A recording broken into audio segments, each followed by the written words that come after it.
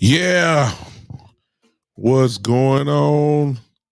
It is a little past 7 o'clock, couple minutes, but I'm on time. I think I started on time. Welcome, everybody, to the Big Time Show podcast that is being heard live on Podbean, that is being heard and seen live on Facebook and of course on the second home of the podcast, of course, the Big Time Show is being seen on the Spotlight Sports Network. Hello to everybody there. I hope y'all not hearing all that. Are y'all hearing all that going in my ear? Maybe so. I'll cut that off. Maybe you heard that. I am sharing right now um, with everybody. The show is also being seen and heard on YouTube and Twitch and Twitter as we speak. It is everywhere. And of course, the replay will be on Spotify, Pandora, Google Podcasts, Tumblr, a lot of different podcast platforms that you may be, of course, familiar with. But hello, whether you're listening to me live or whether you're listening to this replay, welcome to the show on tonight. Yeah, yeah, yeah, we're here. And let's go ahead and just get started. Tonight, Freestyle Monday. I'm going to say hello to a couple people and then I'll see. Hello, Miss Ty on Podbean. I see you. And let's see who I got in the house. Key in the building. What's up? Coach, what is up? What's going on, everybody? Michael Rogers, I see you done popped in here. Miranda, oh my goodness, from Kirby High School. Hello to you. I might just popped in and pop right on back out. I don't know. But we're in the building, y'all. Let's go ahead and have some fun on this Freestyle Monday. Of course, whenever I do the little Freestyle Mondays, this is strictly about what's up, Bishop. See Bishop Brazel, what's going on, man? How you doing on tonight? Whenever I do the freestyle show, obviously, I don't know. I have some things prepared, but I am willing to let you run the show tonight. Whatever cowboy related topics you want to talk about, we can talk about it. I'll even take, on tonight.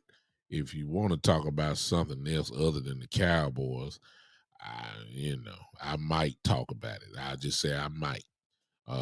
Considering that I don't study other teams a whole lot, uh, you might have me speechless, which I doubt very seriously because I consider myself a sports man, and I will talk about whatever it is that you guys want to talk about, just because y'all came in and hang with me.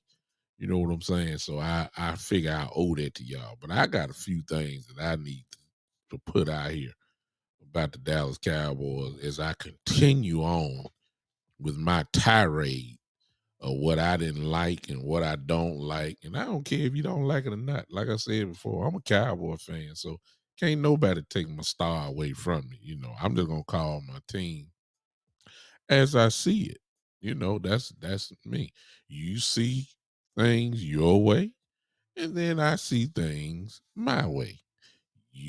And here's the good part about it. Who's wrong or right? Probably both of us. We're probably right about some things, and then we're probably wrong about some things because we're not in the building.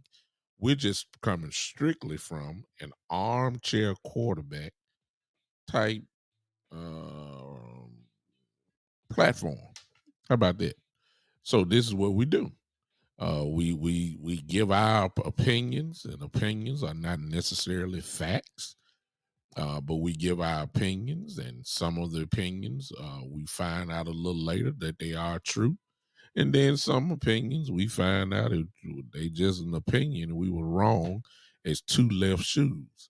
So It is what it is. So tonight, I'm gonna put a few things out about my opinion of the Cowboys, and maybe you agree, and maybe you won't.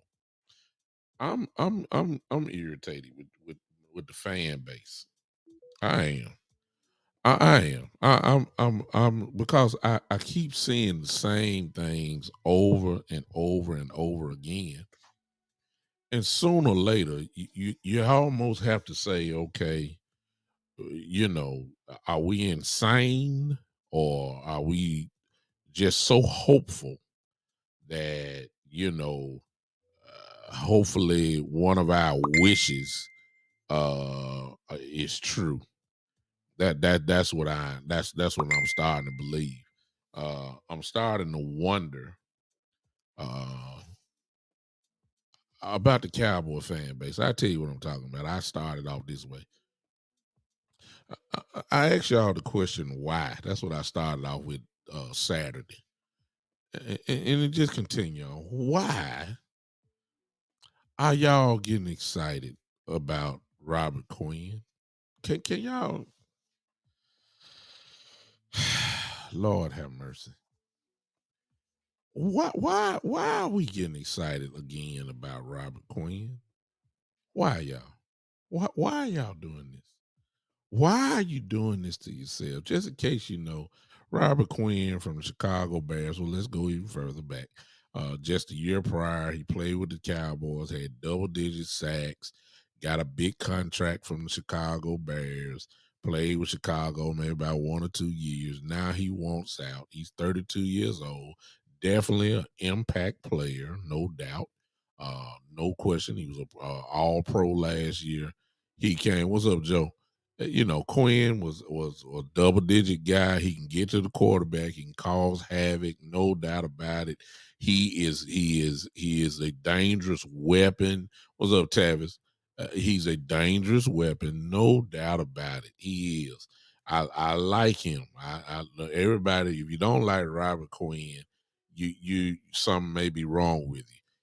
You see, there's Tommy. Tommy saying, "Let's go get him." I see that, but why are we doing that?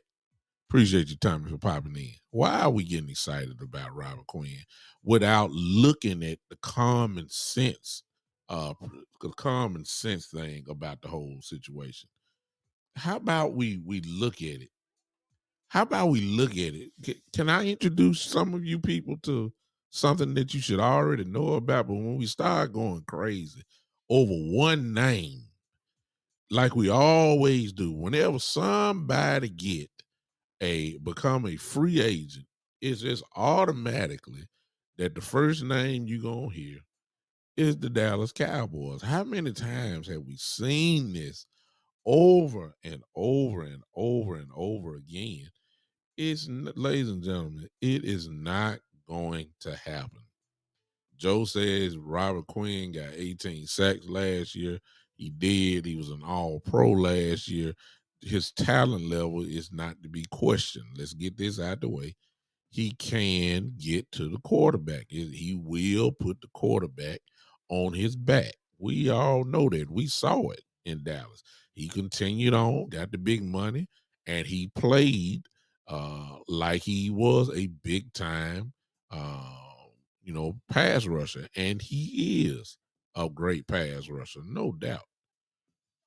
But ladies and gentlemen, can I introduce y'all to two words that will kind of kill all this? If he wants to get traded, he's 32 years old now. He's not cheap, y'all. Come on. Help me. Help me. A guy that got 18 sacks last year will not come cheap, which leads to these two words: Stephen Jones.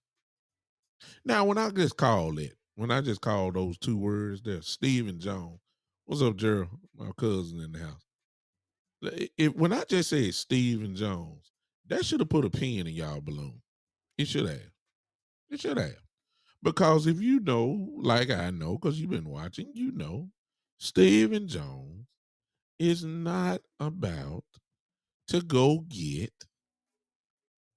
Robert Quinn and his 18 plus sacks. He's not about to trade to go get a Robert Quinn. What number two? Well, I mean, obviously, because Robert Quinn is not going to come cheap. Y'all know that Stephen Jones don't like paying the big bucks. Hello, except for the offensive lineman and his quarterback. Some of you may say, well, he paid Amari Cooper. Okay. He also let him go. He don't like paying big money. That's that y'all know that. Okay. Second of all, let's use common sense. Did y'all just see the draft we just had? And I know the myth is there's never a time when you can't have so many pass rushers, but my God, you're not about to have. You just signed Dorrance Armstrong, okay? You already got D Law. You got you just signed Dante Fowler. A lot of people don't forget about that. Dante Fowler, okay. You just got, oh my God, Dorrance Armstrong. You just picked up in the draft Sam Williams. Those are, if you want to go back up, those are your backups. However way you want to go with it. That's four pass rushes. I mean, you can get another one. We still got the almighty Mr. Parsons who's gonna line up there sometime on the edge. I mean, come on, y'all.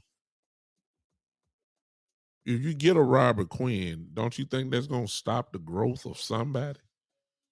I mean, pick your choice. You just signed Dorrance to a nice contract. He's got to play. You just drafted Sam. Everybody, hey Isaiah, thank you for popping in. You just got Sam Williams. I'm sorry. You just got Sam Williams and you just drafted him second round. Everybody loves him. Everybody loves the aggression. Everybody loves the work ethic. Everybody has seen Coach Dan Quinn getting work him out and all that kind of stuff. You really believe that Robert Quinn is going to come in and stunt the growth of one of those two? See, if you get a Robert Quinn, he has to start. That's 18 sacks last year. Okay? Give me a break, y'all. Y'all, huh? It's not going to happen. Would it? Watch this and to answer this question, if we did trade to get a Robert Quinn, would that make our defense better? Without a doubt, yes. Yes, it would. On the field, yes. It would. No question. D Law and Robert Quinn, we've already seen that. He had a gigantic year playing opposite of D Law. He had a gigantic year, obviously, in Chicago, playing opposite of Khalil Mack. Yes, he would. Yes, our defense would be lethal. That's the answer to the Randy Gregory thing, actually. One of the answers. But you know, the Cowboys, y'all draft and develop. Don't spend money for the same guys. At least that's what they would think. Do you remember when Dorrance Armstrong got his contract? Do you remember the talk when we let go of Randy Gregory? Do you remember they were saying that these guys are almost the same player? Come on, y'all. Do y'all remember that? That lets you know that they are going to go with the younger player. And Lord knows Robert Quinn, is 32 years old. Sam is just, 22, maybe 21 years old. Of course they're going to go with the younger player and hope for the same production. Will y'all stop? Every time a name come out, we go completely cuckoo and trying to. How many more people y'all got to see not sign with us before y'all figure this part out? Now I ain't talking to everybody on here. I'm just talking to the Madden 24, the Madden 24 type dream wish upon a star roster makers that we have here. Hey, Bald Ear, whoever you are, I see you. I'm sorry, I'm just not looking on Podbean. Hey, I see you. Why are we doing this to ourselves again? Thank you, Joe. This is why, yeah, it would be nice if we had that type of aggression where you can add guys like that. But y'all know Steven Jones by now. Come on, y'all. Stop it. I understand it's nice to dream. I get it. Dream. But sooner or later, y'all, reality has to hit the place. Steven Jones is who he is. Yes, y'all know that. Come on now. Come on now. Robert Quinn. And at this time, I don't know where Robert Quinn. Hey, Greg. Yeah, exactly, Greg. Yeah. I like the exactly, Greg. I like the comment here by Greg. See, this is where you have to be honest. Would Robert Quinn make our team better? My answer is, and without a doubt, yes. This defense, as like if you heard me for the last God knows how long, you've heard me say that I believe that the strongest unit on this team next year will be the defense. Adding a Robert Quinn to it would make this defense stronger. If you've been following me, I said that the Cowboys, in order for us to really win and have a real shot at winning, I'm talking about beyond the NFC East, our defense would have to be a top 10 plus defense. You add a Robert Quinn to this defense, you will have, with the talent level that we have on defense, you will have a top 10 defense. I have no doubt about that. You put a Robert Quinn with D Law over there and Sam, which gonna make you throw the ball quicker, and you got some greedy cornerbacks like Diggs. And you know, I'm serious. And you got a hooker who's a ball hawk himself. I'm just saying, and Parsons is a playmaker. You would have something. But at the same time, while I'm saying that, I kind of agree with Greg because this is the way that they drafted. Now, of course, they didn't know at the time that Robert Quinn was going to ask for a trade. If this would have happened maybe before the draft, who knows? But this Robert Quinn thing just is coming up. The Cowboys did what they were supposed to do in the draft. Now that is set, and none of those guys are getting cut. Sam Williams not getting cut. They just signed Dante Fowler. Dante Fowler in the offseason, that he's not getting cut. DeMarcus Lawrence is not getting cut. Dorrance Armstrong, who just signed a big deal, he's not getting cut. Those are just four of the pass rushers right there on the edge. There's no room for Quinn. They've already committed. So since you know that, can y'all please just let Robert Quinn go? I know, I know, I know, I know, I know. Can y'all stop it, please? Stop it. Now you can make this trade. You can make it on your local Madden 22 video game. There you go. Now if you want it so bad, or your Xbox or whatever, you can make that trade. You can do it. You can go on and do it now. Most of you play Madden and like I do and all that. Go make the trade. That's the only place where it's gonna happen. I mean, no doubt. I mean, that's the only place it's gonna happen. It's not gonna happen. We are still dealing with Steven Jones. You guys know the resume of Steven Jones when it comes to paying big time players. You know it. You've seen it. Stop acting like this is not the case. You didn't sign. Thank you, Joe. Come on, y'all. Look at this comment right here that Joe did. Joe says, if we didn't sign Bobby Wagner, what makes you think Jones is going to spend money on Robert Quinn? It's common sense. Do you know how many free agents that we supposedly were supposed to like and never signed. Come on, y'all. Bobby Wagner made much sense. I think everybody wanted. I was on that train too. Stephen Jones said, "Hey man, you must have forgot who I am. I don't buy guys like that unless they come in at my price. If they come in at my price, then I'll sign them." You insulted Bobby Wagner. You insulted Bobby Wagner. Now, here's the other thing. I don't know Robert Quinn's contract.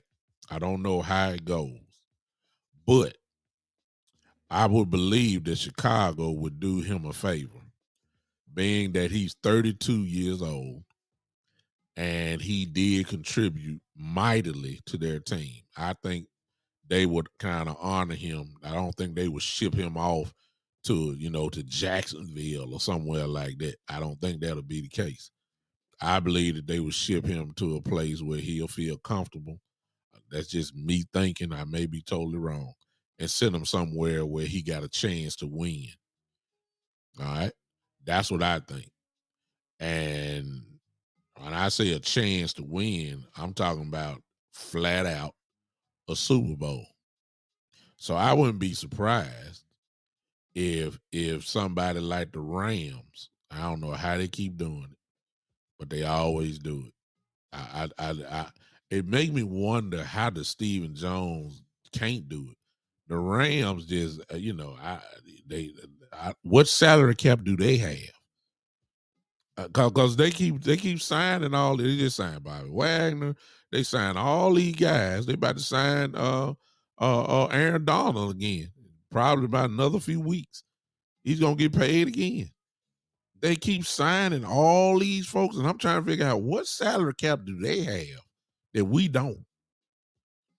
I'm trying to figure it out. I am.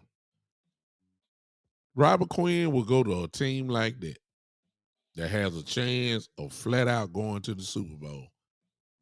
If you ask me, that's what I think that I believe they would trade him, uh, just like that to a team like that. I'm sorry, he not coming to Dallas, y'all. He's not coming to Dallas. He's not. He's not. So let it go, y'all. That just as I told you guys on the last show, I'm in about 13 to 14 groups, cowboy groups, and it's just amazing to me to see all of the hoopla and the hope. What's up, Cincinnati crew? Good to have you, partner. It's just amazing to me how in Dream World my fellow cowboy fans are when it comes to these loose free agents or potential trade rumors that you hear, and automatically our fan base goes completely cuckoo with hopes of doing it without realizing who we are dealing with. We're dealing with Stephen Jones. Y'all, I don't have no hope. Now, when it comes to Stephen Jones, I've seen his work. I know what he does. I know he loves to think, hey, coach, appreciate you, coach. Coach, appreciate you, coach. Really love. I don't get how we ignoring what our eyes have already seen when it comes to Stephen Jones. You know he cheap, number one. You know he believes solely in the draft. You know he believes getting all he can get out these rookies for 3 to 4 years or 5 years, depending on the position. And he gets as much as he can. And when it's time to pay him, they always end up leaving, with the exception of a few. I told y'all the other day, and this, look, you saw what the kid signed for in Green Bay, the cornerback Alexander, $20 million, right? Oh, okay. What do you think Diggs gonna want? Hmm? Uh, you think Steven John gonna pay Diggs? I'm holding on to hope, but do you really think Stephen Jones is going to pay Diggs $21, $22 million a year. Really? Not based off the history that you know. Based off the history that you know now. Because, see, we just let go of a $20 million wide receiver who all of a sudden they saying he wasn't productive, and the numbers say totally different. We just let go because you didn't want to pay him because we feel like he got production. Well, you can't say Diggs don't have the production, but are you going to pay? I mean, who you really believe, Steven? Matter of fact, let me take a poll right quick. Because we're about 2 years off of that, I believe, or 1 year off. I forgot which one it was. About Trayvon, Lord have mercy, Diggs. Let me ask y'all this question. We freestyling. Let me ask y'all this question. This is for those that are on Podbean as well. Let me ask y'all this question. If Diggs had an incredible year last year, first team All Pro, Pro Bowler, all that stuff. One of the best cornerbacks in the game, obviously. To be voted first team All Pro, you handled your business. We know that. Diggs don't have to have that type of year again. All right. If he had 11 interceptions, he can just come down with 5 and it'll be a great year. And if he covers well, which you figure he will, if he come down with 5 interceptions, because he's gonna start getting their respect, they're gonna stop throwing his way. They didn't learn it last year. I doubt very seriously they're gonna really go to him. So if you get about 5 and it's time for contract negotiations, let's just say he makes a Pro Bowl or he makes another All Pro team. Don't necessarily have to be a first team. He could be second team All Pro. Do y'all really believe? This is my question. Do you really believe Stephen Jones is going to pay Trayvon Diggs possibly 21? Because if Alexander got 20, please understand Diggs is going to say he's the best cornerback in the game, and he's going to ask for more. So you really believe Stephen Jones is going to pay $21, $22 million a year to Trayvon Diggs? I hope he does, without a doubt. Diggs belongs in Dallas, but dude, we talking about Stephen Jones, y'all. I ain't say Jerry. I believe Jerry would do it. I'm talking about Stephen. Do you really believe Stephen? Yes or no? Do y'all really believe Stephen Jones is gonna pay Trayvon Diggs $21+ million? I'm waiting on y'all. Y'all talk to me because I've given up on Stephen Jones. I've seen it too much. I've given up on it. He don't like paying big guys. He'll pay the lineman. He has no problem paying the lineman. He didn't have no choice but pay that. He didn't have no choice paying that. No choice. He did pay for Cooper. He did do that. I give him that. But just as soon as it was time to crank it back up again, all of a sudden now he's not a good receiver now. Ship him off to Cleveland. Actually, you did him a favor, especially with Watson going there now. My God. Coach Breedlove says $22.5 million, 5 years. It's 22. You really believe Steven is gonna pay that? I'm serious. Exactly, Joe. The difference between Byron, remember, if y'all remember now, I told y'all this last show. Byron Jones had a big year for Dallas. He was voted All Pro. He was not a first team All Pro. He was a second team All Pro. Bottom line. He didn't have no interceptions, but he was considered at that time probably one of the best cover corners in the game. He shut folks down. He just didn't come up with the ball. And it was time to get paid. Dallas said, we can't afford you. We can't afford you. What did he do? He went to Miami, got a gigantic contract, and of course, as usual, he hadn't shown up. So I guess you could say that was a smart move by Steven. I'm just getting to the point saying, look, you had an all-pro cornerback. He was not old. He was not injury prone. He was a good cover cornerback. Teams respected him. You can almost let him go one on one over there. He was productive. He was voted all pro. When it was time to get paid big money, they said you cost too much. If that is the case, what do you think they're gonna say about Diggs? Coach Breedlove said he believes that Stephen Jones is gonna pay that. I'm having a look. I hope so. But I'm having a hard time. I'm having a hard time believing in Stephen Jones when it comes to contracts, big contracts. I'm having a hard time. I'm having a hard time. Y'all don't know Coach Breedlove and Coach Breedlove and Joe are the only ones that said something. Y'all watching me. Do y'all really believe? I really want to know. Do y'all really got trust in Stephen Jones like that? Do y'all really do y'all really believe this? Greg said, I believe the Cowboys will stand Diggs after year 3. Don't be shocked if the Cowboys don't do it. Do it that instead of waiting on the last year of the contract. They'll be smart to go ahead and take care of him now. Now I ain't maybe not be talking about this year, but they better not let him come into the last year and he ain't got an extension.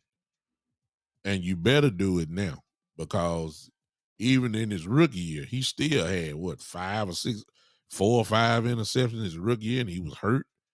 And then come back and had this monster year like he had. I mean, this year, good Lord. You got to pay him. This kid is different. He's different. He's a great cornerback. You got to pay him. And and the starting rate is wherever Alexander is. Alexander with Green Bay signed a $20 million contract. Trayvon Diggs gonna ask for more than that. Easily. Easily. Yeah. Thank you. Let me see what Coach Breedlove said. Coach Breedlove said when you look at the secondary over the past 5 years, has been horrible to say the least. When Jones, like Diggs, it was penthouse or outhouse, no consistency. Yeah. Hey, Wendy, I see you. Yeah. Well, that last year he was. He just never he was consistent. It was just on the wrong end of it. He never got the interceptions. Now he was consistent in that. He never got his hands on the ball. He just never did. He may have broke up some balls and all that, but he never was a guy that got interceptions. He just never was. But he could cover. That it's rare. He was so good that last year, y'all. It's rare when you see a cornerback making all pro team and really don't have no stats. He didn't have no interceptions. Not really. I think he got one that year, one or two. One maybe. I think it was one. I mean, I'd have to look it up. Forgive me for not knowing, but I ain't know I was going to talk about Byron. But I think he only had maybe about one interception that whole year. I think he had a few, obviously, some pass deflections and all that kind of stuff. But you don't make all pro like that. Unless, of course, everybody noticed your total game. And he could flat out cover. He did. And he made an all pro team. So that just goes to show you how good he was. Even without stats, he was dominating. Well, Trayvon Diggs has stats. And he's considered I know some of y'all gonna say he get burnt too much and all. Look, don't start that. The man was dominant last year. When you finished the little couple time y'all saw him get burnt, you saw plenty of other stuff that outweigh him getting burnt. That's the bottom line. Everybody can't beat Deion Sanders on every play. We believe Deion never got cooked. Lord have mercy. I used to see Michael Irvin eat and Jerry Rice eat Deion alive. I used to see that. If you old enough, you know what I'm talking about. But when we say Deion, we think Deion never got a touchdown put on him. We see Deion like he never got cooked when he was in Atlanta. Well, that come on now. Come on now. So stop that quickly. Coach Breedlove, who obviously is remembering Byron Jones, and he is absolutely right on this. He said scheme was poor as well. Zone coverage without a pass rush is suicidal. Exactly. And we did not have pass rush, really consistent pass rush back then. We did not. And maybe that would have helped him out. Uh, and that's why I'm saying Diggs is gonna have another big year because I believe D Law still got some gas in the tank, long as he stays healthy. I believe Sam Williams is gonna surprise us tremendously. Dante Fowler can get back there. We all know Darnce Armstrong can get in there, and then of course we got the killer himself, Mr. Parsons, who's gonna get back there as well. I ain't even got to the defensive tackles. Osi can get back there. Oh my goodness. Tristan Hill can cause pressure. Uh, you know, I know everybody like Ridgeway, but Ridgeway is really not a pass rusher. He's just a guy that can get people off the ball. Gallimore causes problems as well. So I mean, the pass rush is gonna be there. I mean, ain't no doubt about that. Our pass rush is gonna be there. So I'm expecting Diggs. You're gonna have to throw the ball early. So I'm expecting Diggs to have another pretty good year this year. Maybe it's not as explosive as it was last year, but I think he's gonna earn another Pro Bowl at least. And please, he probably be another All Pro again, which is what he's gonna bring to the negotiating table. And when he does that, he's gonna be asking for 21 to 21 plus $1 million. And I really believe, and I just got question marks about Stephen Jones. I think common sense or the smart thing to do would be able to pay him. I think that that'd be smart, but we talking about Stephen Jones, and I just don't have the confidence in him. I just don't. Now, when it comes to paying guys, somebody put it in the chat earlier about Michael Parsons. Ladies and gentlemen, I mean, y'all already know when it's time for him, and we got a long way to go before his time come up. The only way that it'll come up early unless Michael holds out or something like that. Hopefully that don't happen. We haven't had that type of situation in a while in Dallas. Guys usually go ahead and play and all that kind of stuff. But if Michael will be, and Stephen Jones will sign him. Now, and it's gonna be astronomical, no doubt about it. But we got a little ways to go, and we're gonna have the money to do it because we all know the salary cap is gonna go way up and all that kind of stuff. So by the time Parsons get here, the money will be there. So I ain't worried about him at all. I'm just worried about Diggs. And some will say, depending on if Diggs play out the contract, of course, hopefully he don't play it all the way out to where he's playing his last year on that 1 year deal. Hopefully we extend him. But by the time that happens, which will probably be next year, the salary cap will pop up again and we won't have to worry about it. I'm just saying I don't trust Stephen Jones. That's all I'm saying. I don't. I don't trust Stephen Jones. Now when it comes to that, I done seen too many guys leave because all of a sudden now they're not productive. Which leads y'all to this. Speaking of Stephen Jones. Now, this is what I saw. And I just saw this maybe about an hour ago. I thought it was enough that I will share this with you guys. Okay. I'm just gonna share it. And it's just one person, a kid, some dude named Joel. I don't even know his last name. I just looked at his list. He rated um the running backs this year, coming up this year. And I looked at his list and I was like, dude, what? Okay. I just show y'all.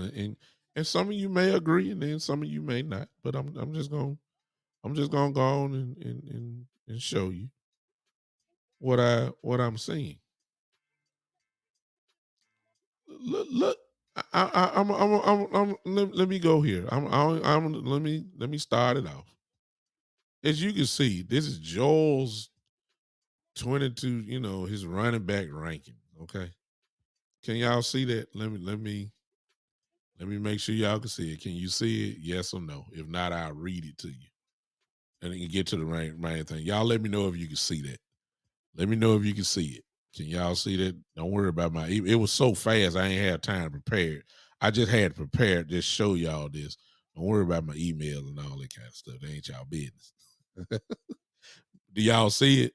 Wendy says read it. Let me do this. Let me do this. Can y'all see that? Oh no. Can y'all see that? Let me know if you can see it. Let me see if I can switch it up. Oh no, not that way. Uh, it might be better.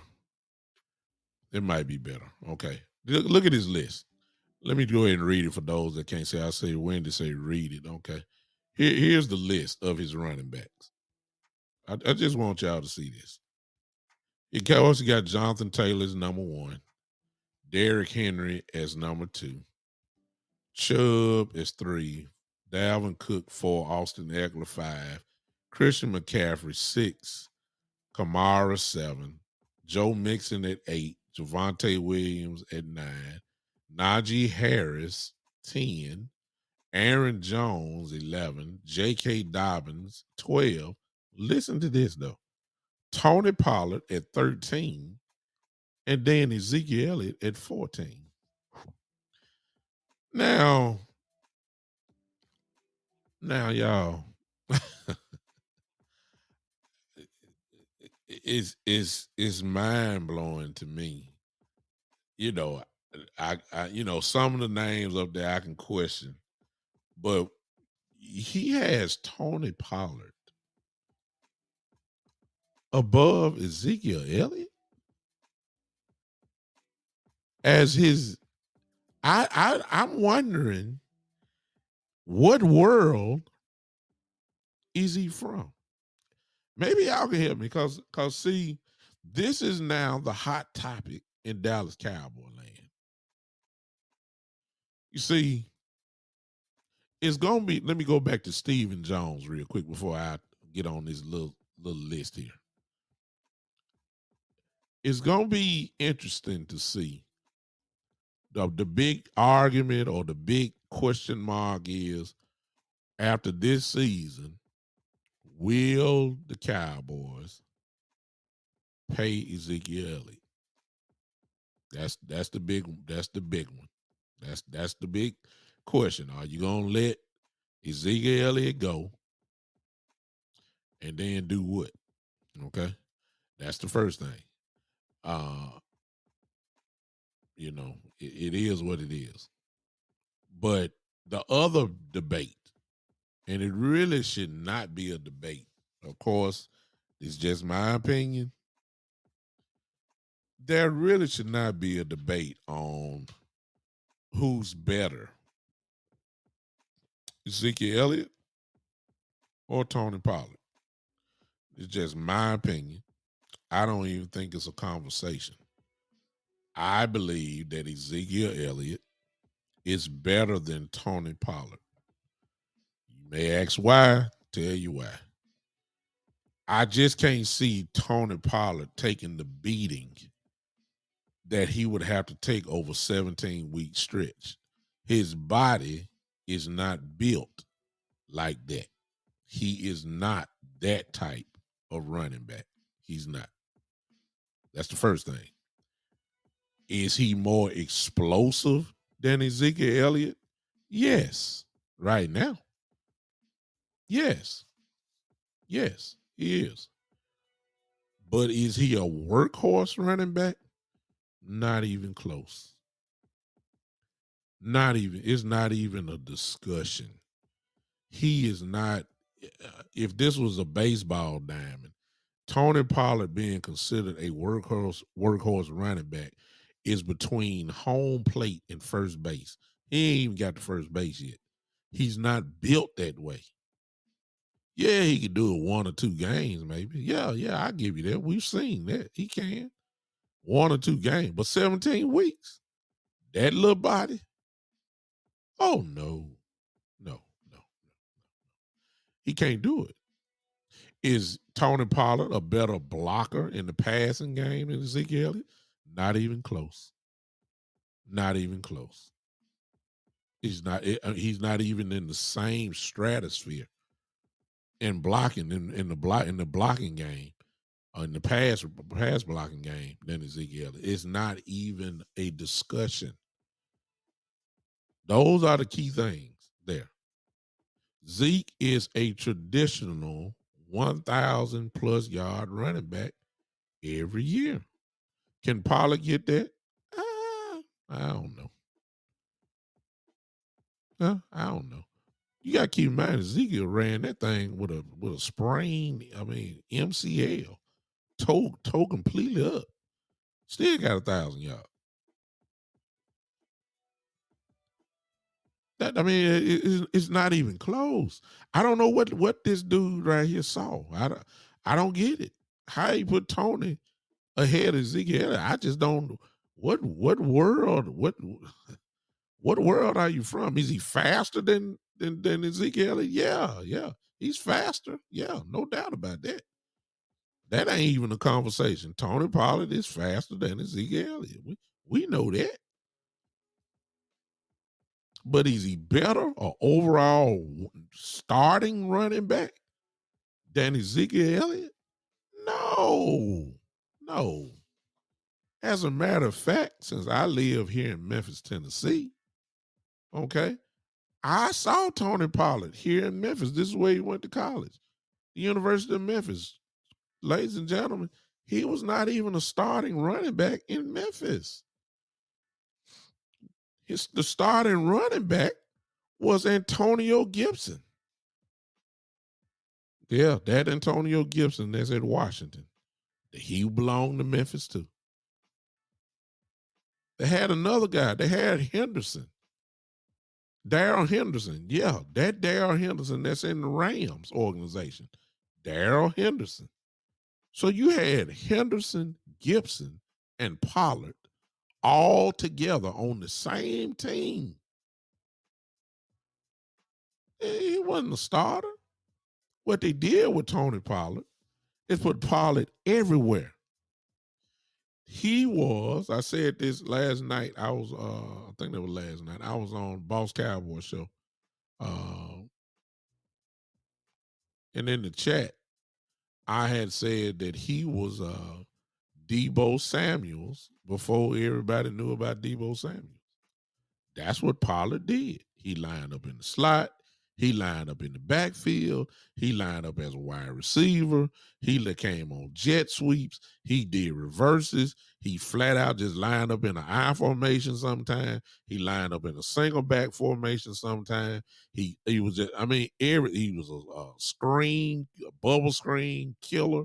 He was a screen pass guy. He was just in the slot. He ended up getting matchup problems against linebackers. No linebacker could stay with him. He just too fast. Tony Pollard was just like Debo Samuels. That was his skill set everywhere. We ain't even bringing up the fact that he kicked, doing what he doing now. Kickoff returns, punt returns. He was doing all that. He was all world. But he wasn't no starter. He was not a starter. Between Antonio Gibson, Darrell Henderson, and Tony Pollard, they all together shared the ball. He wasn't getting no ball 25 times a game. He wasn't doing that. They utilized his skill set to put him in space, and Tony Pollard destroyed people. Which leads, of course, to the one and only Kellen Moore.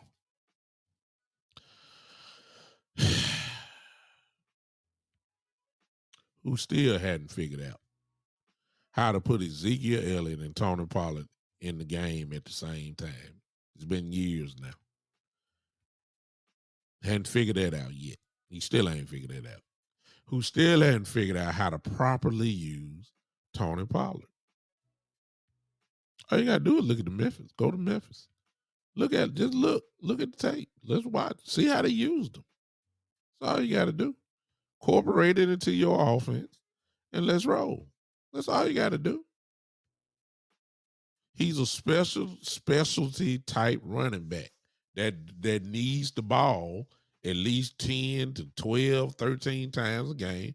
and he's going to do something special in those 13, 14, 15 times. He's going to do something that's going to be an incredibly big play. That's what he is. But he's not a grinded out running back. No, no, y'all. I thought that was highly disrespectful.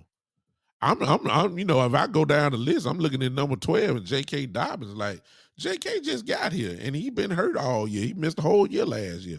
How in the world are you gonna put him above Ezekiel Elliott? Good Lord. Come on now. What? Yeah, I mean, come on now. Let's not get so disrespectful now. This whoever made this list, I don't know. Maybe they was asleep when they put it together. Maybe I don't know what he do. Maybe he was drinking a little bit. I don't know. I don't know. He had to been doing something. Hey, chill, Will. He had to be doing something because there's just no way in the world that you can tell me that Tony Pollard is better than Ezekiel Elliott overall. Yes, there's some categories that Pollard probably is better than Ezekiel, but he is not an overall better running back than Ezekiel Elliott. It's just come on, y'all. Have we forgot? I know Ezekiel done lost a step, partly because he's been hurt and his injuries have caught up with him. Obviously, he's not what he was when he came out of Ohio State. We know that. He lost a step. We see that. But even with him losing just a step, he's still, you know, barring injury, he's still a top 5 running back. Oh, it's no question. It's just that he just can't stay healthy these last couple of years. But I'm here to tell you, and I'll never know because we won't never get the chance to see it. I'm telling you right now, if Tony Pollard was our lead running back, I give it to maybe about if he started week 1, I give Tony Pollard to maybe about week 5, and you're gonna start seeing some injuries happen. His body is not built that way. It's just not built that way to take the pounding, the constant pounding. Exactly. I mean, it's just not that way. Joe is absolutely right. This is the truth. He says that Pollard is better in the open field. Yes, and you have to design ways to make sure that you get that type of production by putting them in the proper place. That's where coaching comes into play. That's why I have a problem with Kellen Moore. He done had Tony Pollard for a couple years now, and he still don't know what to do. It's bad when you got a nice, beautiful car and then you go to crank it up only to find out it ain't got no engine in it. Kellen Moore don't know how to drive the car because he ain't put the engine in. He don't know what to do. It look pretty on the outside. You don't know how to use it. Y'all keep in mind, I know he don't know how to use it. I say it all the time. I keep saying this. As much as everybody know Tony Pollard played well last year, in the playoff game, he only got the ball 4 times. 4 times in the playoff game. I still can't believe that I just don't understand it. I don't understand it. This is Kellen Moore, y'all. So I got a problem with this list, obviously. And of course, it's somebody who making up the list, but I was blown away the disrespect that yeah, exactly. I mean, I don't get it. I don't get the disrespect that I'm seeing. Even with some of the names that's up there, just look at it. I mean, J.K. Dobbins, and J.K. Dobbins is a bad boy now. Ain't no doubt about that. J.K. gonna be the truth. He is, but he just ain't the truth right now over Ezekiel Elliott. Come on now, not right now. Tony Pollard above Ezekiel Elliott, man. You know what? Come on now. So I really had a problem with that, y'all. I had a problem with that. Which leads, and I'll let it go in a second, which leads, of course, to the same area that I talked about the other day. Kellen Moore. You see, y'all, you know, see, we can go player for player in the draft and just dissect them. We can say what their strengths and weaknesses are. If we just focus in on their strengths, you can go to the lineman, you can go to Tyler Smith, our first round draft pick, who probably will be our left guard this year, and say how strong he is, and how roguish he is, and all that kind of stuff. you know, and you can talk about uh some of y'all, like I told you last show, some of y'all got hype because you saw a little video talking about Ezekiel Elliott. He doing all that hollering and grunting because he couldn't well, and look like he running through tires doing drills and all that. Y'all got hype about that. I just said the only thing I'm gonna get hype about is it looked like his knee is fine, but I ain't getting hype about him by doing no drills. Okay, some of y'all got hype about him running 22 miles up to 22 miles an hour and all that kind of stuff. I ain't worried about that either. Everybody talking about is CD this, is CD a number one. Some of you believe he is, some of you got question mark, some of you love Schultz, some of you like Schultz, some of you love the new little tight end we got. All y'all, everybody love Dak and saying Dak is this and Dak is that. Ladies and gentlemen, all that don't mean a hill of beans if you don't have the right offensive coordinator and his mindset and his philosophy. You can have pro bowlers at every position on your offense. And if you got an offensive coordinator that does not utilize the guys in their strengths, you are not going to win. Kellen Moore has proven to me that he is not that guy. Why? Because we're building. This is Bob. This is why it's off. Let me show y'all. This is where Will McClay. If you want to throw Stephen Jones in, okay. I'll go Will McClay / a little bit Stephen Jones have built a team over the last few years, physical guys. You want to get some physical guys, linemen, physical. Got a physical running back in Ezekiel Elliott. Yeah, you got a physical wide receiver in Gallup. You have a route runner who can get physical in Amari Cooper at the time. Okay, these are your skill players. Okay, Dak physical. Dak is a physical quarterback. Okay, you got that. So physical in the front office. That's the mindset. That's how we drafted this year. Physical, physical, physical, physical ball players. Ridgeway, Sam Williams. You got Michael Parsons the other year. I mean, physical guys. Gallimore, physical. Bohanna, physical.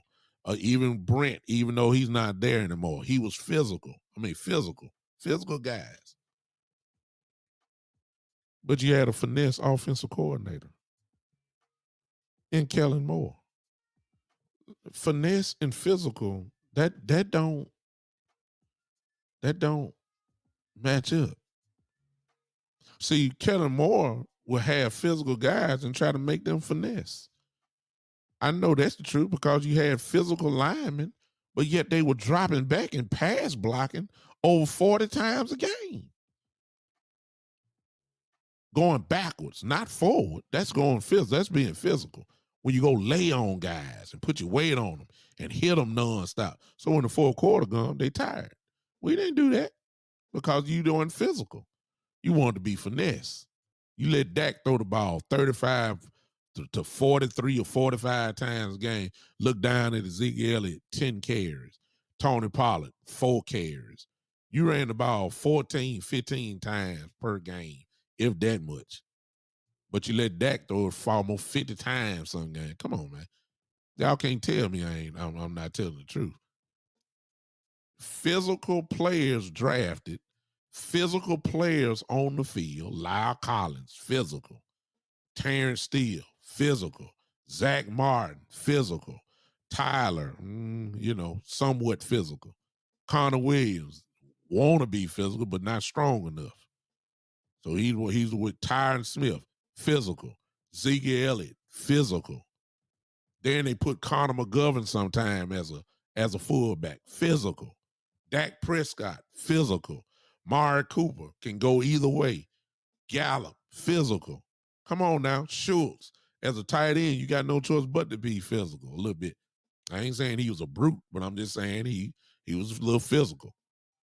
But you got a finesse offensive coordinator want to run bubble screens all the time and reverses and trick plays and first down and goal from the 2-yard line. You want to line up in the shotgun. I mean, good Lord. Come on. Second and goal, shotgun. Third and goal, shotgun. Kick a field goal. Line up in the shotgun and then you try to run the ball. Y'all know I'm telling the truth. Y'all know I'm telling the truth. He is not physical. And so we done drafted again a whole class worth of and free agents this year of physical people, attitude guys. And y'all really believe that Kellen Moore all of a sudden gonna see the light. Y'all think Kellen Moore gonna have that 1 year glory?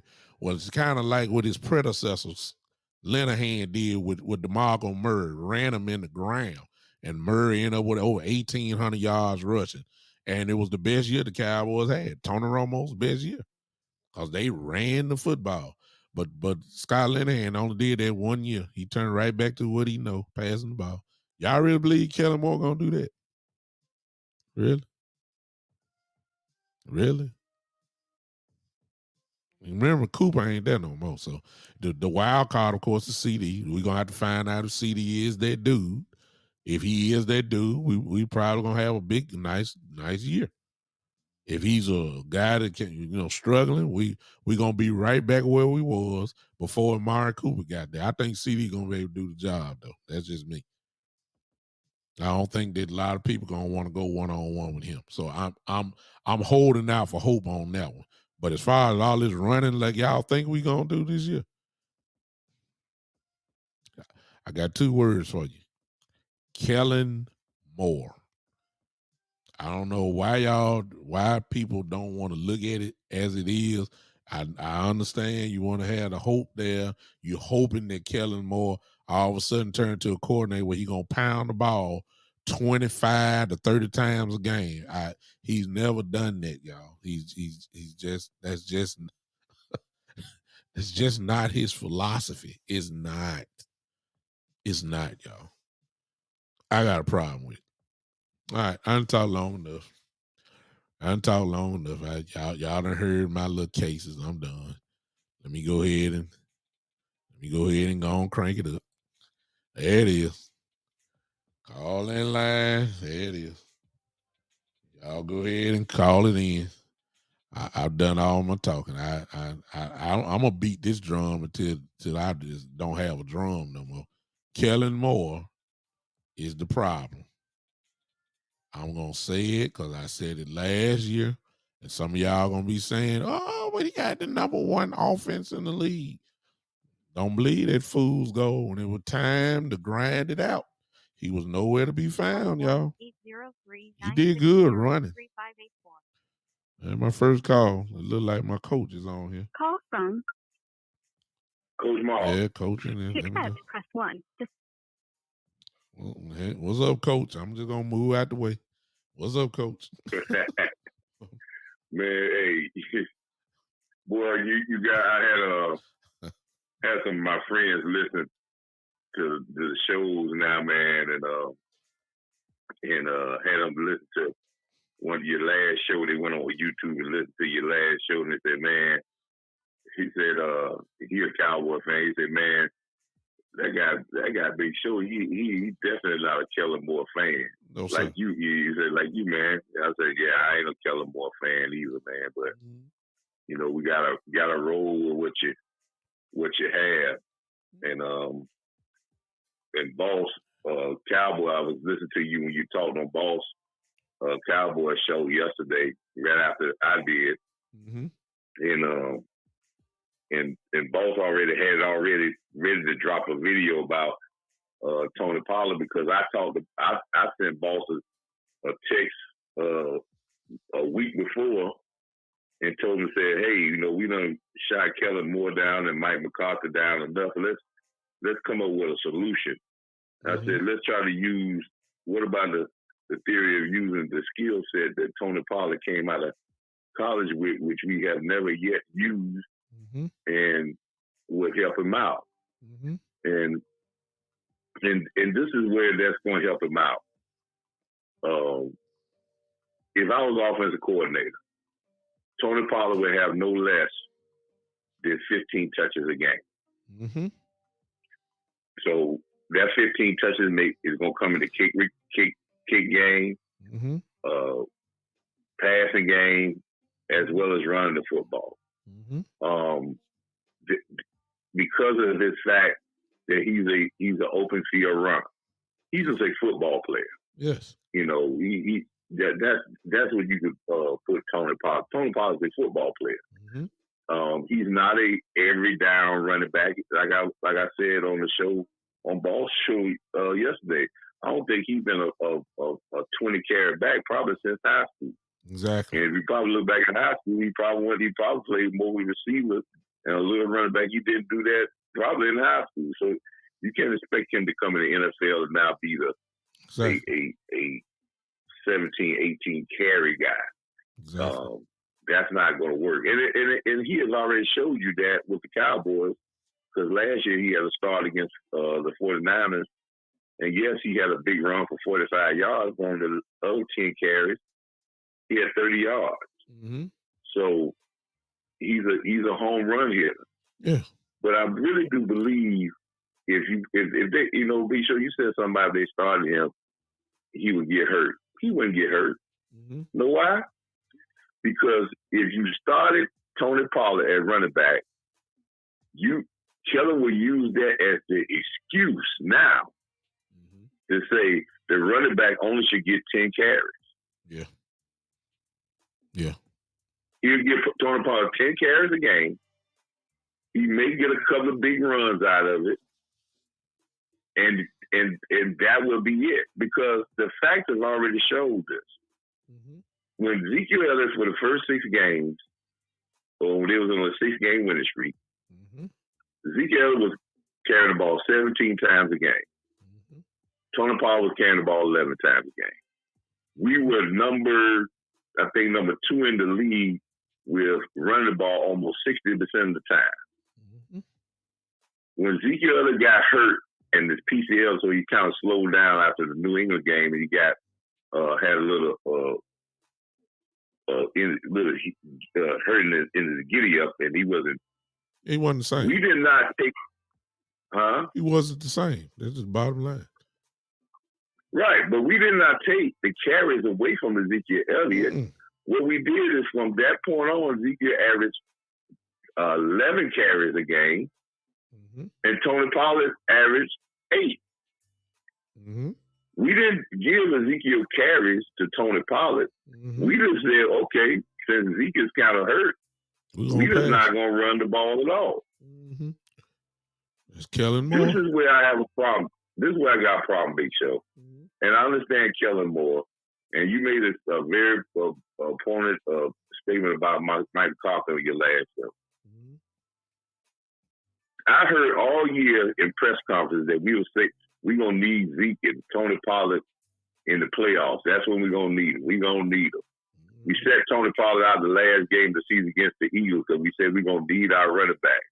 We're going to need our running backs. When we get in the playoff game, we run them 12 times. Horrible. There's a philosophy of PlayStation football. And I know a lot of your fans out there don't want to hear, but this is where PlayStation has tried to make people are trying to make real football like the game.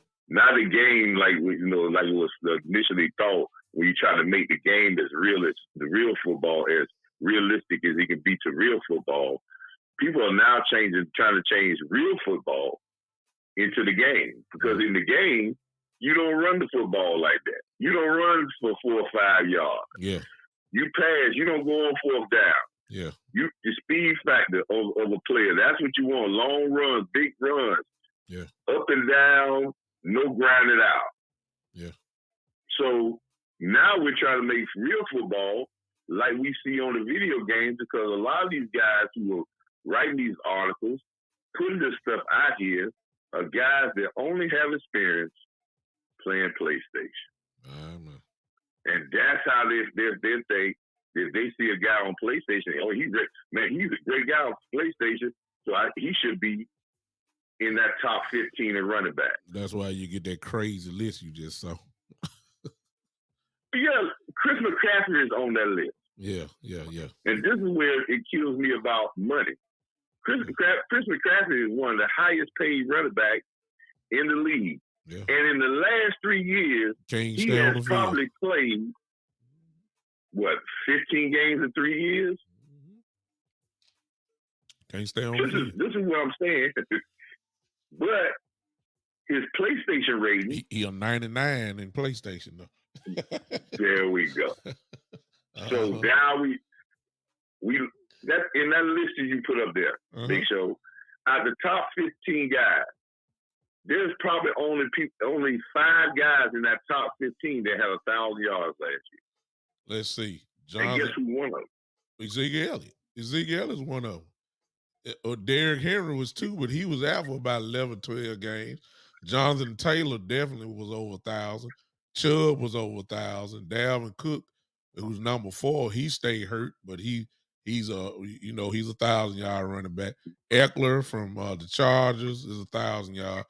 As you said, Christian McCaffrey, who's 6, stayed hurt. Kamara was hurt last year as well, but I think he still got 1,000. I don't know about that one. Joe Mixon, 1,000-yard running back.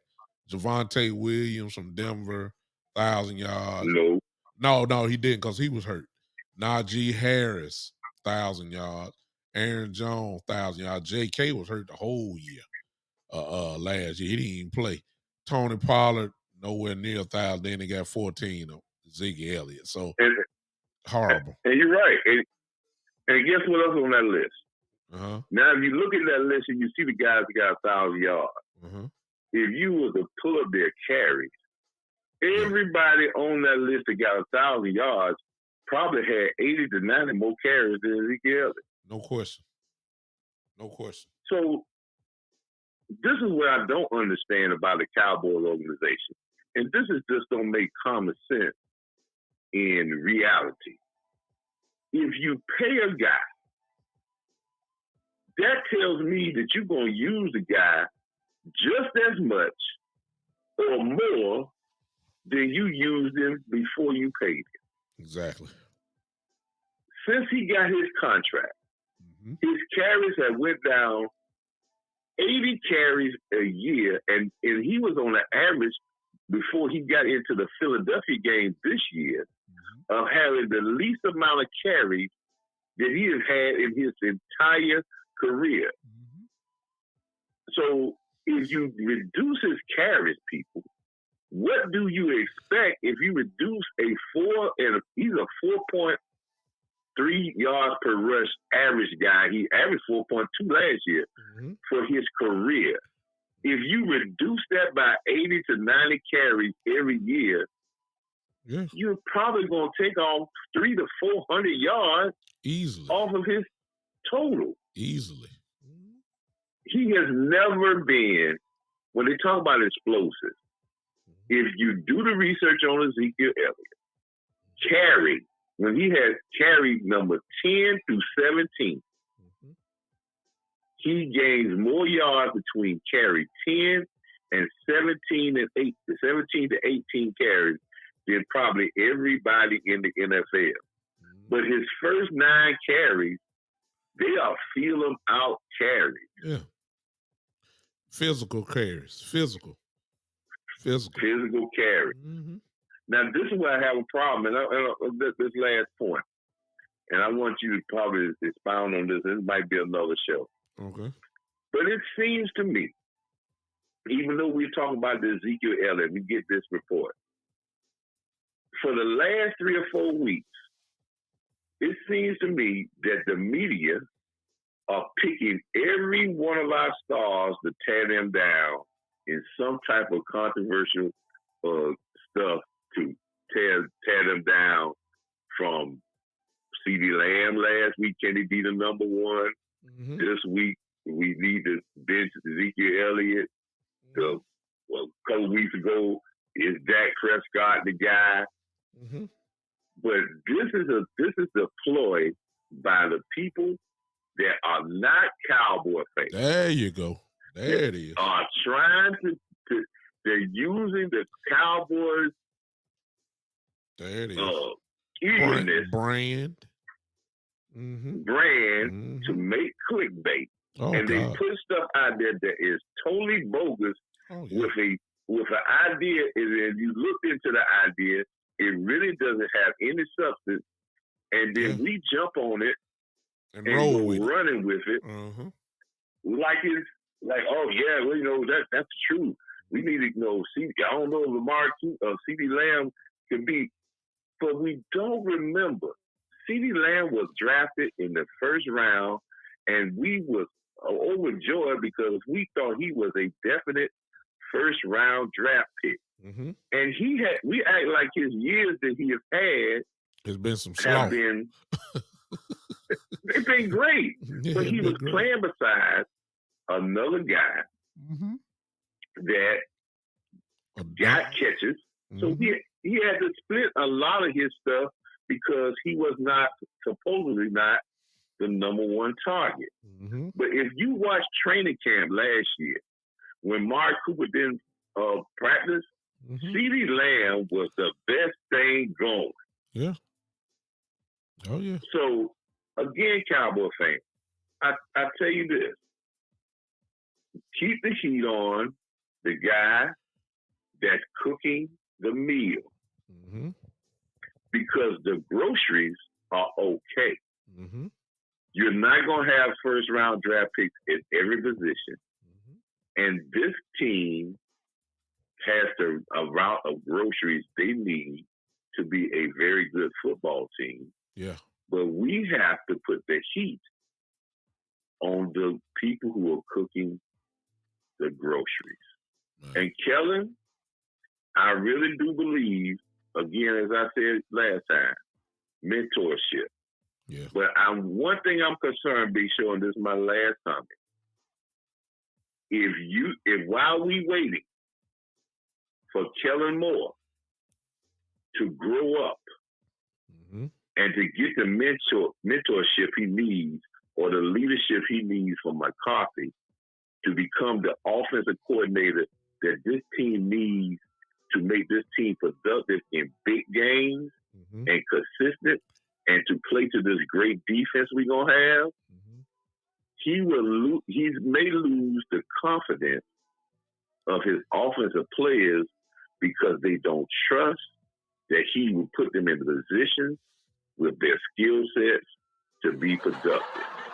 And once players do that, it makes no difference if you do come with the right game plan. They're not going to believe in you. Got that right. Love it, Coach.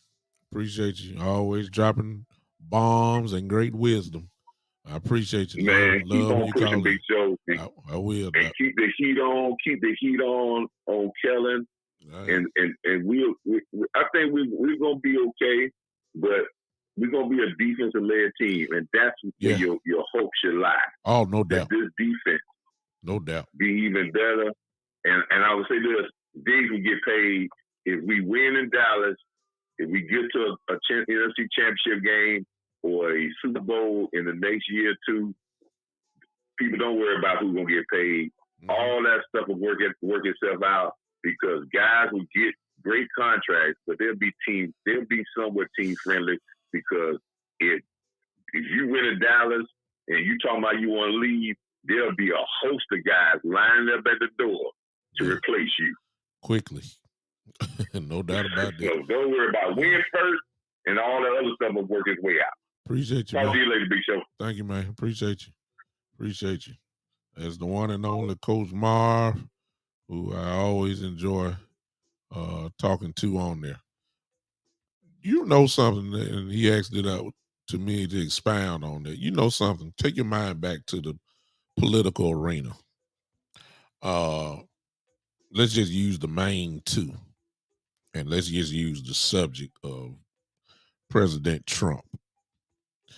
If you listen to Fox and the way they painted the picture of him, you had millions of people running around the world saying exactly what the Fox anchors would say. They didn't do the research or nothing like that. They just, whatever Fox said, that's what they ran with. On the other side was CNN.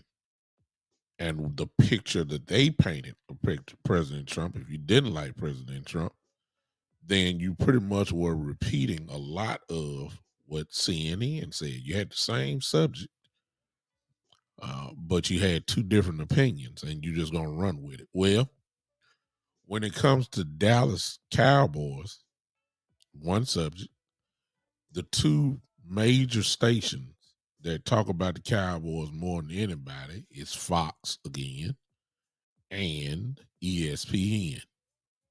Those are the two that talk more about the Dallas Cowboys than anybody. The two have a flagship show, both of them. Everybody knows it. First Take, and then on Fox, you got Undisputed.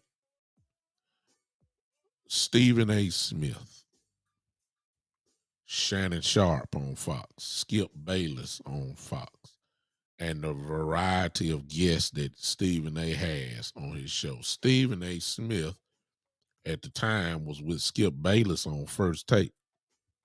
He would come in one day a week, and that would be the highest rated shows for that show because of Stephen A's style and his wit, and the way he came and Skip, and the way Skip would go at him. And of course, Stephen A is an avid Dallas Cowboy hater. We all know that. But Stephen A noticed something. This is why you got to be smart. He noticed that if he has a national platform, and the more you keep badgering the Dallas Cowboy name, using the brand, saying how much he hate the fans, and saying all that kind of stuff, which is a lie because his total joy was on the Dallas Cowboys winning or losing. The lack of joy or his full joy was on about the Cowboys. So he was pulling against the Cowboys all the time. He'll be lying saying that he likes the player. He likes the players. He just don't like the team. Call from Gregory Davis. And that was a lie. Okay. Gregory. To accept, press 1. To send a voice. Oh, hey, Greg, let me finish this point up real quick. Greg Davis on the line. I got you in about 30 seconds. So when you have Stephen A, who's badgering the Cowboys, who's made a platform off the Cowboys and signed a gigantic contract where he's getting paid almost $10 million a year from ESPN, it was built off of the hate of the Cowboys. Shannon Sharp, who really needs nothing, is the same way. He's not a Cowboy lover, but this is the two main things. Both of them are negative when it comes to Cowboys. And when people will take those information that they give, and run with it. So the media is, as Coach Marv just said, the media is kind of dictating the Cowboy thing, and then we'll have a few fans on here, like some of you that's watching me now or listening to me now, that'll go beyond what you hear on ESPN and Fox. And you will go ahead and do your own research, and you're going to have some things going to contradict what the media is saying. That's all I got to say about that. The media will mess you up. Go ahead. I'm sorry, Greg. Man, this is my first time. What's up, Greg? Come on, talk to me, brother. It's good. I enjoy your show, my brother. Thank you, but man. You're right, though. Stephen A. Smith and Shannon Sharp are haters. Yeah, They're haters. Definitely. They are the most biggest haters. They're just ratings. Jerry loves it. Jerry loves it. Yeah. They talk about two things on sports.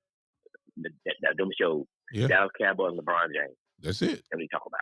Exactly. That's the brand. I've been a fan for 50 years of the Cowboys. I'm just letting you know. You know, I'm not down you at all. Go ahead, Doc. Yeah, I'll listen to you while you're talking about Ezekiel Elliott. This is my theory about Ezekiel Elliott. They're gonna run him a little bit more because they want to trade him. They want his value high. Okay. They're gonna run him a little bit more. Him and Pollard, but they're gonna run him a little bit more. His value gonna go up. Yeah, my opinion, I think he's gonna be a top 5 in rushing this year. Okay. I This like is it. my theory. He's going to be, because look at the draft. That big man, Tyler Smith, Uh-huh. Yeah, Tyron Smith. you Exactly. actually, the way that they drafted it would make you believe they're gonna go ahead and run it, but I'm skeptical, Doc. I ain't no sense me lying, Greg, because see, I am too. they had all pro linemen, and we still didn't run it. You see what I'm saying? And that's the only thing Yeah. I'm saying. That's on Tyron Smith been there. Zach Martin has been there. Travis Frederick was there. And we still, and I just named all 2 all pros and then 1 perennial pro bowler. And we still didn't run it like we were supposed to. So and some of that was not Kellen Moore, but he was the quarterback's coach at that time. But I'm saying the philosophy, and this goes back to me, Greg, and so you've been 50 years watching.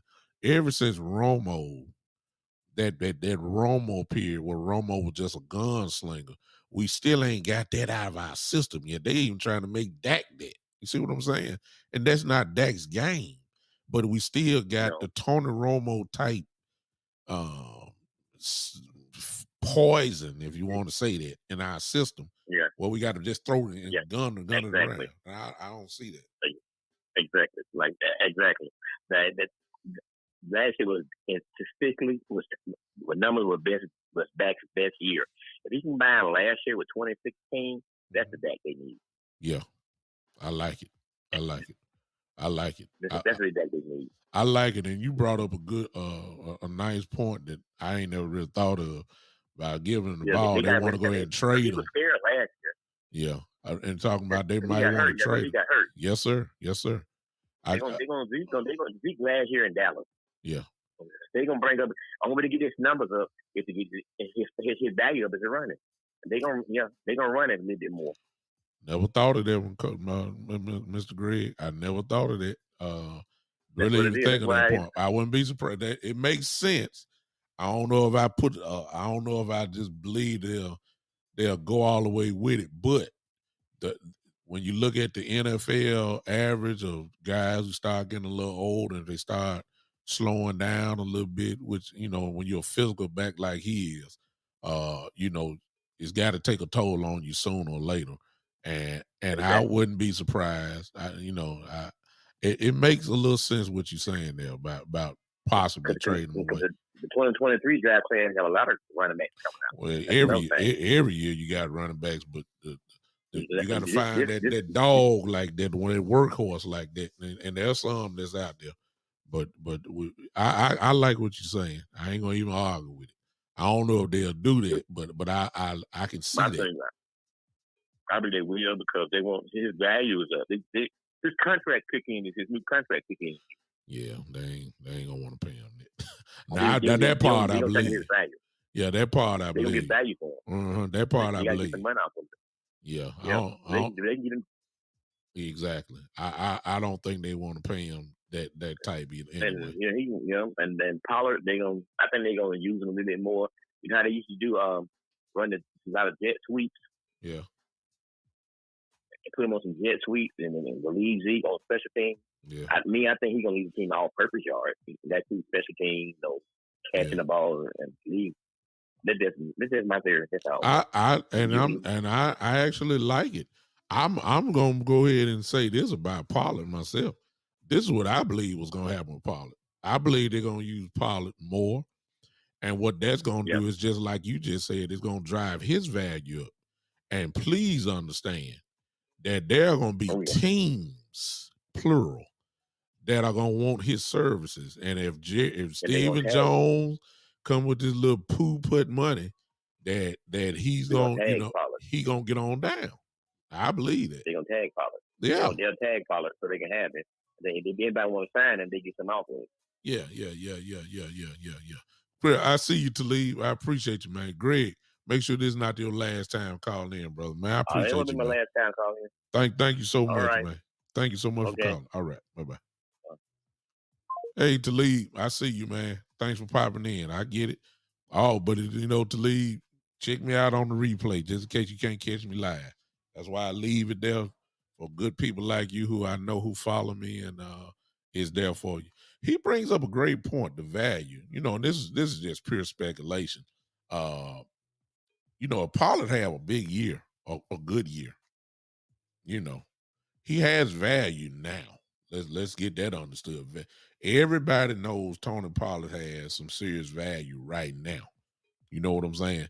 But if he puts some stats on top of it, the Cowboys may not be able to afford him. That's just the truth. And we don't know the appetite. Can I say it like that? The appetite for Pollard when it comes to money. We don't know it. He just signed a rookie deal. He's still on his rookie deal. We don't know. And if somebody keep dangling a nice, if the Cowboy, I'm just throwing a number out, if the Cowboy say, hey, we'll pay you $5 million a year. And let's say somebody like the Jets say, okay, well, we'll offer you $8 million. Which one you think you're gonna take?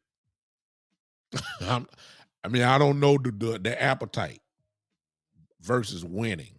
Some guys will turn down money for the chance to win. They will. But then you got a lot of guys who saying, look, I don't know how many years I got.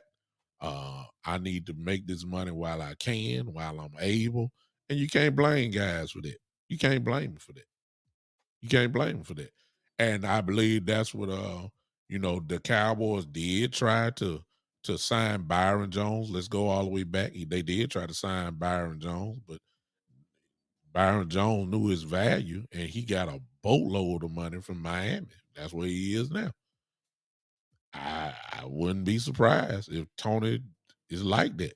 So now the dilemma is, are you going to lose both of them? Ezekiel and Tony. Mr. Davis just said that they think that he believes that that he's going to have a pretty good year, and Ezekiel Elliott will, and it's going to drive his value up even more, which he already has. And then they're going to try to trade him. That's what he said. Trade him away. Interesting. I don't think nobody would take on their contract though. Now that I'm thinking right now, I don't think they'll be able to do that. That it had to be some negotiation. That's kind of the reason why Baker Mayfield has not been kind of signed yet. Nobody want to take on that $18 million deal. They're gonna want him for a little bit less, which is why he ain't been signed yet. I'm just throwing that out there. I don't mean to bring him in exactly. So Greg brings a total different light on the situation. Ezekiel Elliott has value. He don't have to get it. He has it. The question is, if he come out, and have one of those type years, and I'm talking about anything, if he just run 1,000 yards again, that's good enough. But my goodness, if Ezekiel Elliott come out and have 1,400 yards, look out.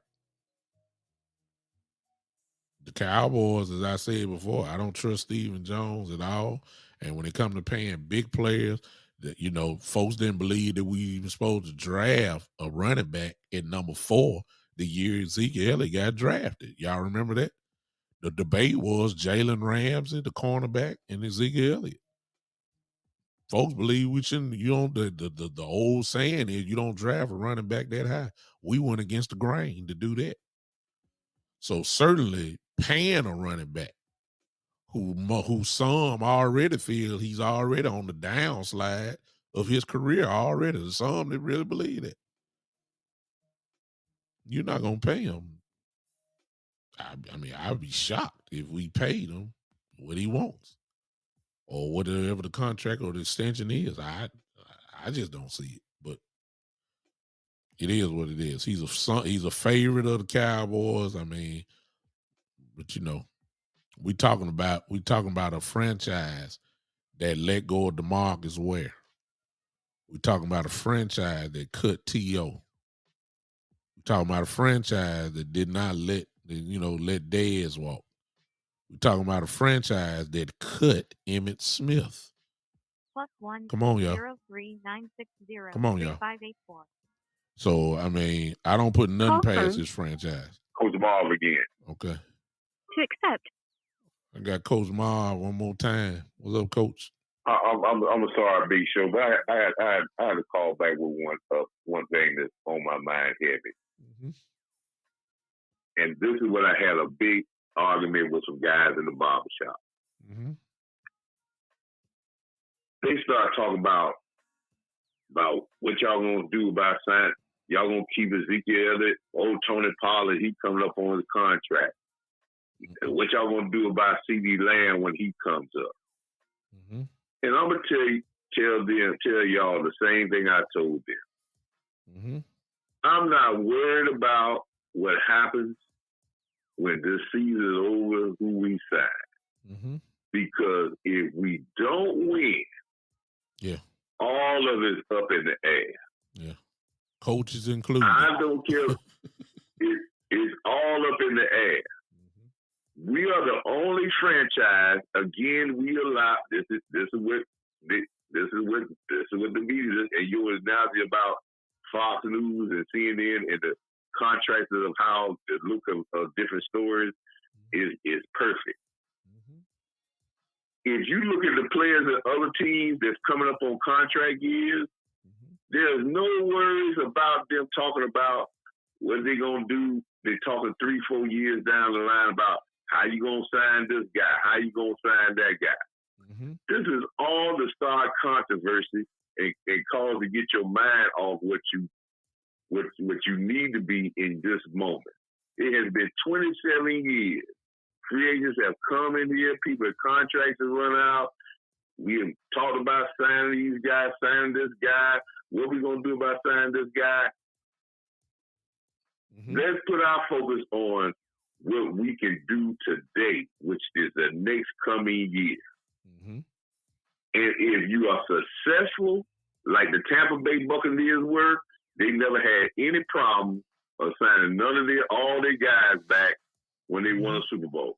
Oh, yeah. Did they? No, everybody signed back. All 11 starters on both offense and defense. And all 11 back. And none of them was the highest paid player in their position, but they got paid well because they wanted a chance to get paid well and be on a Super Bowl contending team. Yep.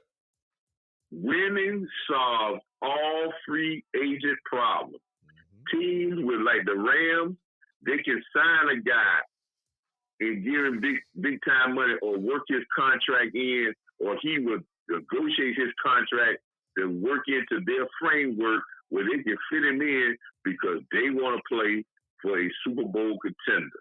That's right.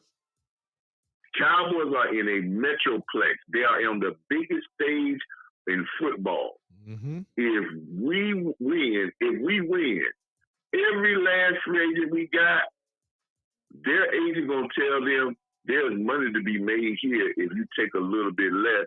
If you don't, I got 3 or 4 of my clients from other teams ready to take your spot for whatever they need to take it for. Mm-hmm. As soon as you walk out the door, they'll be walking in the side door. I like it. Mm-hmm.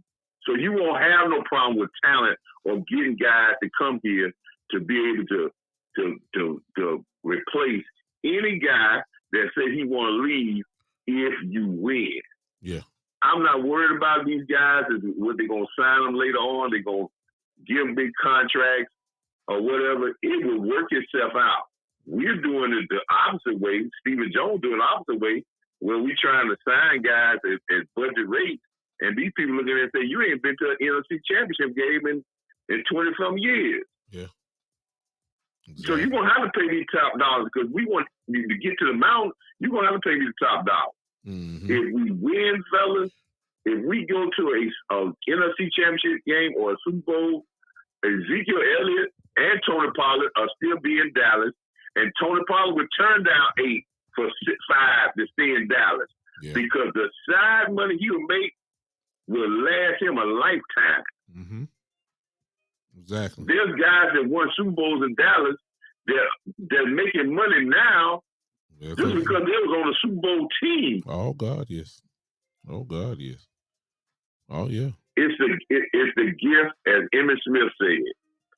being a Cowboy Super championship team is the gift that keeps on giving. Mm-hmm.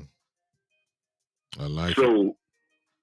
don't allow these people to, because that's what they always want to talk about. Well, what you going to do about Ezekiel? Well, you going to put it, they always talk about our contract. Mm-hmm. Was there any stories about Devontae Adams, the Green Bay receiver last year? Everybody knew his contract was coming up. There wasn't even a word about it till it got to the end of the season. Then they ended up trading. Nobody said, man, they're going to sign him back. They're going to sign him back. Well, they really believed, if you want to go that route, they really believed that when Aaron Rodgers signed, they really believed that it was just automatic that they were going to franchise Devontae Adams and keep him in Green Bay. That's what everybody was saying. Everybody was shocked when he got traded to the Raiders. Everybody was totally shocked. They just figured it. You're right. They didn't hear anything about that. Period. Nothing. You won't hear you don't hear those stories because those stories that, again, I have said this and I put a comment in there. If you follow the bandwagon, you follow the money. You find the money. That's follow right. the bandwagon, you'll find the money. That's right. Money and bandwagon are the same. There is no bandwagon if there's no money to be made. Exactly. I love it. So that's why everybody gets on these stories so they can get the story of the Cowboys, so they can get on the bandwagon, the haters as well as the fans, because that's where the money is. That's right. And if this organization gets focused on winning, I would tell Steven and Jerry Jones this. If they want to make this franchise worth $20 billion, win a Super Bowl.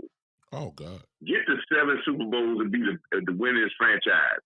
And you could call the shots. You could lowball guys because you got all the leverage then. No doubt. Because you can tell them, say, oh, this guy over here said he'll come pay for a 1-year deal. He's an all-star on another team, but he want to come to Dallas because we winning. Exactly. So that's what it's all about. Winning. Let's Cowboys let's preach win, because we got to live in the moment. We live in the moment. We get through this year, and if you have a 9-8 season, you don't make the playoffs. Yeah, you're gonna lose a lot of guys. You're gonna lose a lot of free agents because Steven gonna try to lowball guys, and they're gonna be like, lowball me for what? Yeah. We ain't winning here. I'd rather go someplace else. Exactly. That's all about it, man. And that just got on me because we talk about all these future contracts, talk about all this, and the draft that we have done. Steven, you got a big problem here. Because if these guys are panning out like I think they're going to pan out these last 2 drafts, everybody's going to come up with contracts at the same time. Exactly. And if you ain't winning, you're going to have a big checkbook to write. But they're going to write it because with the gambling money and all this, it's going to be money out there. Yeah. In a few more years, the money won't even be an issue. Won't even be an issue. But you still ain't gonna be able to keep these guys because everybody's gonna get top dollar. Well, Parsons is. I don't want to have a top dollar team and don't get the championship. Show. Oh yeah. I don't want to have a top dollar team and we get knocked out in the first round of playoffs. And we one year we in the playoffs, next year we not. Yeah. And then we talking about guys on. You know, we got the top paid cornerback. We got the top paid receiver. We got the top paid running back. We got the top paid offensive lineman. We got the top paid linebacker. And we going you draft in the playoffs and out. You drafted at 19 in the draft. that to me is it's horrible. That's bad. Yeah, it's horrible. Let's win, and we win, Cowboys. Let's win, and we win. Then all of this will work its way out, and everybody will get paid. They'll get everybody fit in because nobody on a winning team will leave Dallas. I can guarantee you that. There's too much money to be made on the side money in Dallas to leave Dallas because your brand is at the top level if you just own the team and the Cowboys win. Exactly. Appreciate No you, other Coach. team in the NFL. Appreciate you, Coach. Thank you again, man. All right, my man. All right. Thank you so much. Awesome. Awesome. Awesome. Awesome. Awesome. That's it tonight for the call in. I'm going to go ahead and wrap it up. Guess what? I got homework to do because I'm a doctoral student. I'm still working on my doctorate. I got homework I got to turn in. I got a discussion question I got to do by by 11 o'clock Arizona time. So I'm gonna go on knock that on out real quick. Hope you guys enjoy the rest. Most of you probably already watching the basketball game now. Hope you enjoy that. I will see you guys. Yeah, Joe, I'm fit to go on handle my business too. I got to work in the morning and everything else. So I'm with you. But before I leave, hey, some of you guys may like what I do. And you want to know how maybe you can support the podcast, this is how you can do it. Number one, you can go to Cash App, $ the Big Time Show. It's simple. $ the Big Time Show. If you want to support the podcast, you can do it that way. But if you want to become a subscriber of the podcast where you support the podcast monthly, this is the way that you do it. There it is for you right there in the chat. Not in the chat, but I'm saying right on the screen. The Big Time Show 3.supercast.com. The Big Time Show 3.supercast.com. What that will do, you have an option of how much you want to share a month on a monthly basis. $3, $5, $20, $50. You just never know. Well, whatever you want to do, you can become a monthly subscriber to that. Once you do that, or once you contribute to the podcast, I have my own special little Facebook group that I have where all my people that have supported me in the podcast financially, they're all there, and I drop some stuff in there every now and then, and I don't necessarily say here, and we're all there together. So not only that, you get that as well. There it is. If you're not following me on Facebook, it's simple. I don't know where you're watching me from. This is a couple ways that you can follow me. I'm on Twitter at Big Time Lou. That's my handle at Big Time Lou. And then everybody, if you have not subscribed to my YouTube channel, I need everybody to do that for me. Do me a favor. That don't cost you nothing. Just go to YouTube on your phone or on your computer, wherever you're watching me from, your YouTube. Go to the Big Time Show and simply subscribe to it. That's all you have to do. Turn on that bell notification, and that'll automatically give you indication when I go live. So if you don't do the financial thing, or the Big Time Show 3.supercast.com, the Big Time Show 3.supercast.com. If you're not doing that, go to my YouTube channel, which is simply the Big Time Show. You'll see this face here in all the videos. Go to that channel and just subscribe to it, and I would appreciate you. That go for YouTube on Podbean. If you're there on Podbean, if you have not subscribed, go to YouTube and just type in what you're seeing on your screen, which is the Big Time Show. Go to YouTube, and you should see me there. Just simply subscribe to the show. I would appreciate that very, very, very, very much. I would. I would. Now, I see you guys on Saturday. That's when I'm coming back. I need to do something in between, but if I have the time, I will. Maybe a video or something like that where I talk, say something. I hope that you would. Appreciate you, Joe. Joe went to YouTube and got it for me. I see my guy Joe. Joe was watching me on Facebook, but then he's in Italy too. I mean, I always appreciate Joe. Joe is in the country of Italy, and he watches me and has followed me pretty much almost since I started this podcast almost 2 years ago. I don't know, Joe. You got about a good year and a half with me, I believe. He's watching from Italy right now. So I don't know what time it is there, but it's not our time. And he probably is almost at the middle of the night. So we're gonna get Joe the bed or whatever. I don't know what time. Joe, just satisfy my curiosity.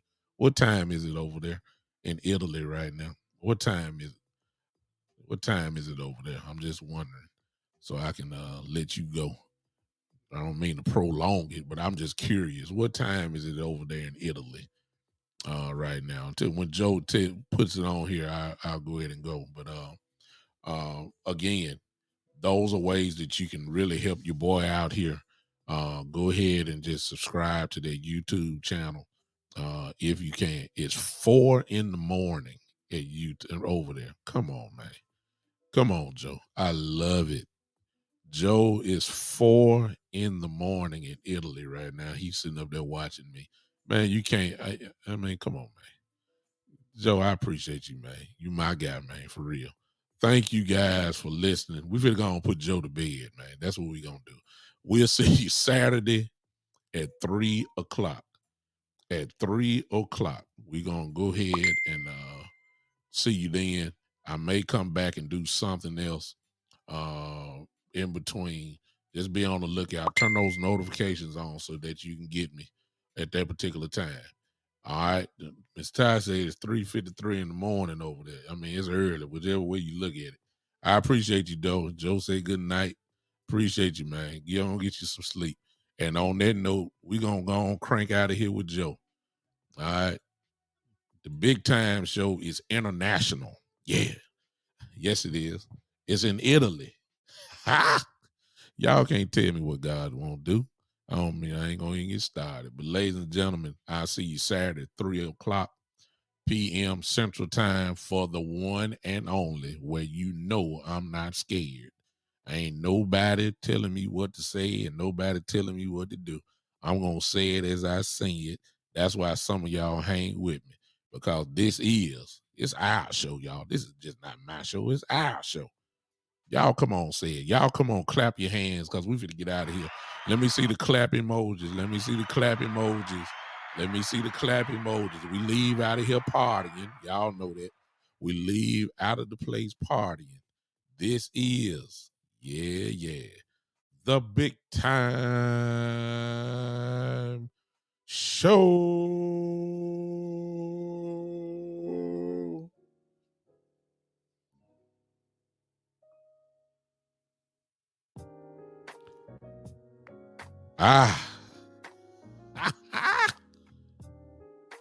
We did it again.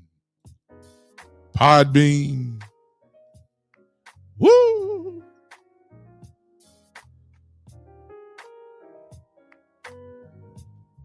Yeah. Come on.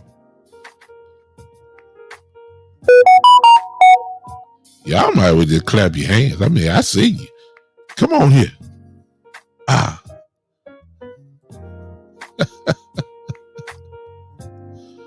Oh, this is so much fun. It's just a guy just having fun. That's all it is. And I'm gonna have some more fun Saturday. Y'all come on, check me out. The Big Time Show. We out. Yeah.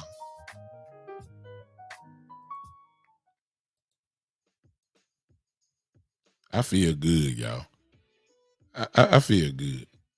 Probably, I know you're here. Just hold on. So let me get this out because it's just us on here. Let me get this background music off here. Let me get this background music off.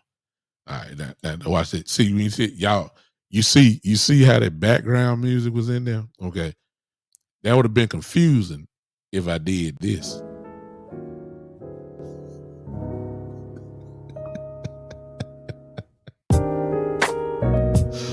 Oh man. One more time. I wish y'all would clap your hands one more time. I'm just having fun. Woo! But I got homework to do. I better stop DJing and get this computer going. Podbean, Spotify, Pandora, Google Podcasts, everybody. Appreciate y'all hanging with me. I'm gonna do it again. Saturday, 3 p.m. for the one and only. Yeah, buddy. The Big Time Show.